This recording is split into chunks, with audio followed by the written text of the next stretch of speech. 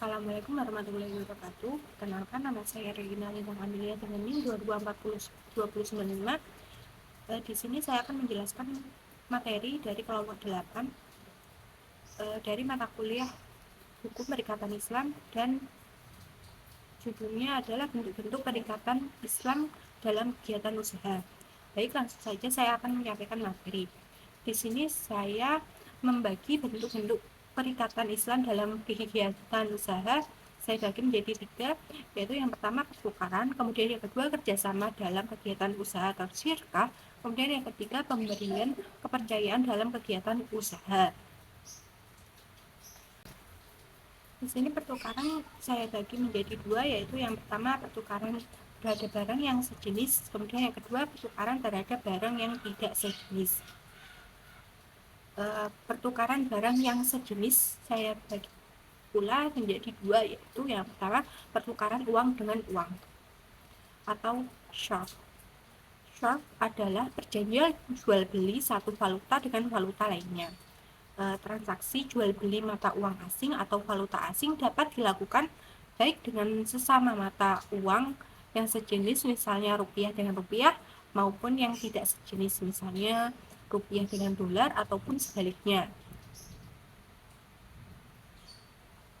Lalu untuk rukun asyaf ada 5, yaitu yang pertama ada penjual, yang kedua pembeli, yang ketiga mata uang yang diperjualbelikan atau objeknya, yang keempat nilai tukar, dan yang kelima adalah ijab kabul. Dalam syarf ada beberapa syarat jual beli yang ada. Yang pertama ada masing-masing pihak saling terimakan barang sebelum keduanya berpisah. Kemudian yang kedua, jika akad asyaf dilakukan atas barang sejenis maka harus seimbang. Lalu yang kedua ada pertukaran barang dengan barang atau barter. Barter ini adalah suatu sistem pertukaran antara barang dengan barang atau barang dengan jasa ataupun sebaliknya. Ini menunjukkan bahwa barter itu merupakan proses pertukaran atau tukar-menukar yang tidak menggunakan uang sebagai media transaksi, melainkan barang yang disepakati oleh masyarakat sebagai media pertukarannya. Lalu ada kesulitan barter, yaitu yang pertama sulit menemukan orang yang diinginkan. Kemudian yang kedua, sulit untuk menentukan nilai barang yang akan ditukarkan terhadap barang yang diinginkan. Kemudian yang ketiga, sulit menemukan barang yang mau menukarkan sulit menemukan orang yang mau menukarkan barangnya dengan jasa yang dimiliki atau sebaliknya. Kemudian keempat, sulit untuk menemukan kebutuhan yang akan ditukar pada waktu yang cepat sesuai keinginannya.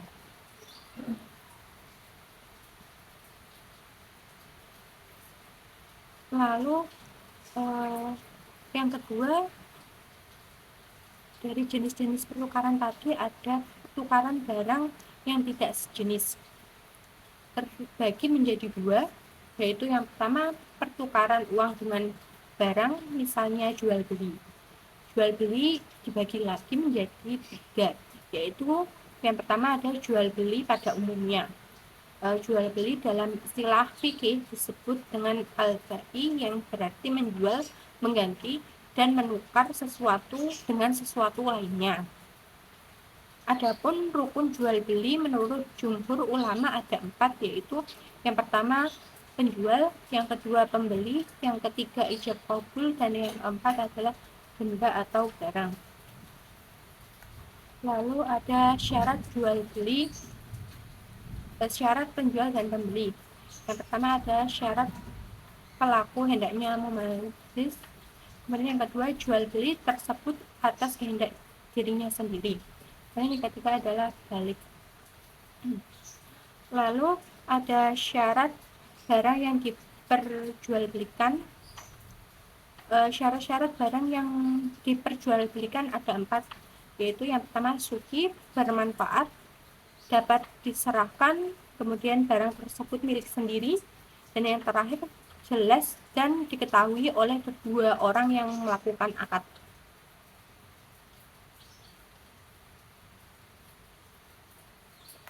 Lalu yang kedua ada jual beli dalam bentuk khusus. Yang pertama ada murabahah adalah akad jual beli suatu barang di mana penjual menyebutkan harga jual yang terdiri atas harga pokok dan tingkat keuntungan tertentu atas barang di mana harga jual tersebut disetujui oleh pembeli. Dalam akad murabahah, penjual atau dalam hal ini adalah bank harus memberitahu harga pokok yang dibeli dan menentukan tingkat keuntungan sebagai tambahannya. Adapun rukun-rukun murabahah adalah sebagai berikut. Yang pertama ada penjual, yang kedua ada pembeli, yang ketiga barang yang diperjualbelikan, yang keempat harga barang, dan yang kelima adalah pernyataan serah terima atau ijab qabul. Lalu dalam rukun tersebut terdapat pula syarat-syarat murabahah sebagai berikut. Yang pertama, syarat yang berakad cakap hukum dan tidak dalam keadaan terpaksa. Kemudian yang kedua, barang yang diperjualbelikan tidak termaksud barang yang haram dan jenis maupun jumlahnya jelas. Lalu yang ketiga, harga barang harus dinyatakan secara transparan dan cara pembayarannya disebutkan dengan jelas. Kemudian yang keempat, pernyataan serah terima atau ijab qabul harus jelas dengan pernyataan secara spesifik pihak-pihak yang berakad. Lalu untuk contoh dari murabahah adalah seperti jual beli rumah. Lalu yang kedua ada as-salam. Ulama Syafi'iyah dan Hanabilah menjelaskan, salam adalah akad atas barang pesanan dengan spesifikasi tertentu yang ditangguhkan penyerahannya pada waktu tertentu, di mana pembayarannya dilakukan secara tunai di majelis akad. Sedangkan ulama Malikiyah menyatakan salam adalah akad jual beli di mana modal atau pembayarannya dilakukan secara tunai di muka dan objek pesanannya diserahkan kemudian hari dengan jangka waktu yang telah ditentukan. Lalu ada syarat-syarat jual beli as-salam. Yang pertama ada uang hendaknya dibayar di tempat akad. Kemudian yang kedua, barangnya dapat diberikan sesuai waktu yang telah dijanjikan. Kemudian yang ketiga, barang tersebut hendaknya jelas ukurannya, baik takaran, timbangan, ukuran, ataupun bilangannya. Contoh dari as-salam ini seperti memesan jagung dalam jumlah yang besar. Lalu yang ketiga ada al-istisna atau jual beli pesanan. Al-istisna adalah akad jual beli barang pesanan atau barang yang belum diproduksi atau barang yang tidak tersedia di pasar. Spesifikasi barang yang dipesan harus disepakati sejak awal dan harga barang yang dipesan bisa dibayar tunai ataupun dicicil. Syarat jual beli istisna, adapun syaratnya yaitu yang pertama, kedua belah pihak yang melakukan transaksi akad jual beli istisna ini haruslah yang berakal. Kemudian yang kedua belah pihak harus saling ridho, tidak saling mengingkari janjinya. Kemudian yang ketiga, barang-barang yang akan dibuat itu harus jelas. Lalu untuk contoh dari jual beli istisna ini adalah jual beli kursi. Lalu yang kedua ada pertukaran barang dengan uang, misalnya adalah sewa atau ijarah.